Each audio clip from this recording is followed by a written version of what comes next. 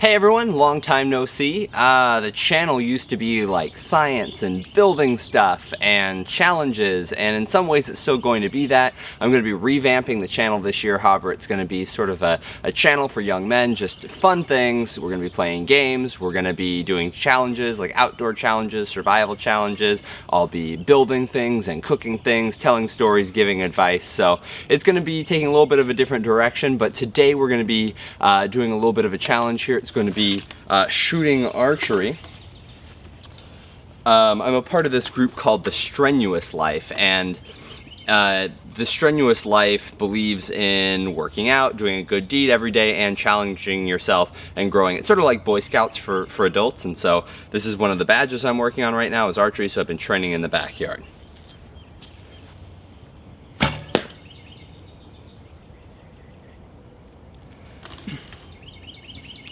So anyways, today's challenge will be applying a tourniquet.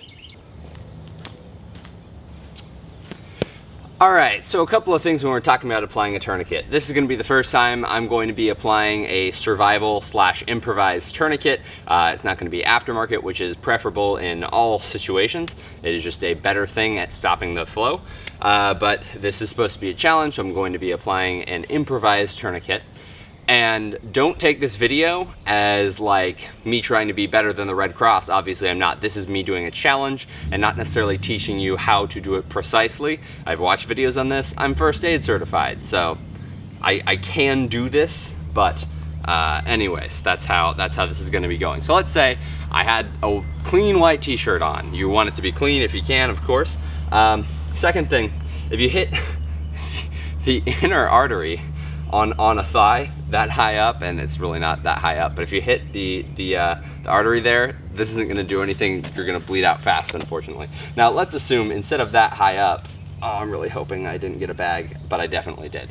Let's say I hit down here, a little bit further down on the leg. So we've got a joint, our knee joint here, and the arrow is technically down a couple of inches. So what we're going to want to do is tighten something about 2 inches above the wound. If it's up there, I guess I could try and go for the hip, but that's just an unfortunate spot. Okay, so I now have one long strip. You want to cut it a couple of inches wide, somewhere between 1 and 3 probably. And the reason why you want to do it that way is because you don't want something like thin like a rope. It will actually damage the person more than it's helping them. So you want something a little bit thicker. So gonna basically wrap this thing twice. Again, I'm gonna switch legs because that way I fit in the shot. Let's say we shot somewhere down around here, if you can see that. We want to go 2 inches up from the wound, but not actually cover the joint because we're not going to be able to press down any veins or arteries hard enough there. So I'm going to wrap it around.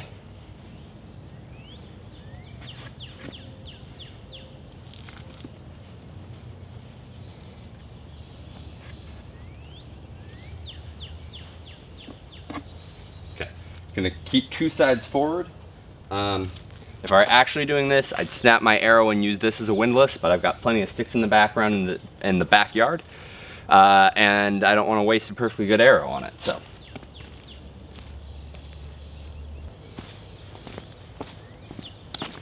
all right, so I'd probably want something between these two. This one's a little bit thicker, but it's not quite long enough for what we need, and this one's a little bit longer, but not quite thick enough for what we need. So I'm going to try it with this one, knowing that this is fake, but actually get a stick that works for you. So you've got your both sides here. You want to get it nice and tight. So what you're going to want to do is get your stick in there. I'm actually going to apply it after my first knot. So you're going to do 1/2 of a square knot here. Then I'm going to work my windlass in, which is a tensioning rod.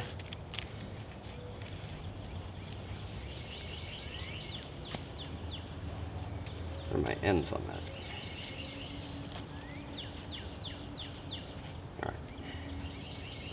Got my tensioning rod in, 1/2 of a square knot. I'm going to just finish up with another square knot. And the reason why I'm going to do it that way is now I can use this windlass here to tighten this down. So you're going to keep turning and turning and turning and turning. And it's going to get pretty tight. if you're actually doing this to a person, you should inform them that it will hurt, but you know, according to EMTs and to the American Red Cross and everything, this should be able to be on for hours without it causing any issues, but you should be trying to get them immediately to medical attention, because this is just stopping the flow of blood, which is not good for anyone's body in the long term. So it could be life-saving though. The last thing you need is, once you get this here, you need something to keep it in place. So you're gonna tie something a little bit further down. If you've got more strips from your shirt, use it. Or if you have, you know, paracord or rope. This one doesn't need to be quite as tight, so you're free to use paracord or rope to keep it from moving. But there we go. That should keep my windlass from unraveling. The thing is now tight enough. Taking a pulse.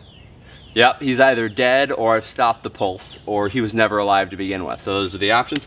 Anyways, thank you for living your life strenuously, challenging yourself every day. We're going to be doing one of these a week, one episode a day at least, building things, cooking things, challenging ourselves, kicking back, having some fun, telling some stories, giving some advice. So anyways, thank you so much. Hopefully you like the direction the channel's still headed in. We're going to do some builds and occasionally do some science slash myth busting type stuff. But anyways, thank you so much for watching. Thanks for being here all those years, over all the years, and I hope you stick around. Thanks everyone.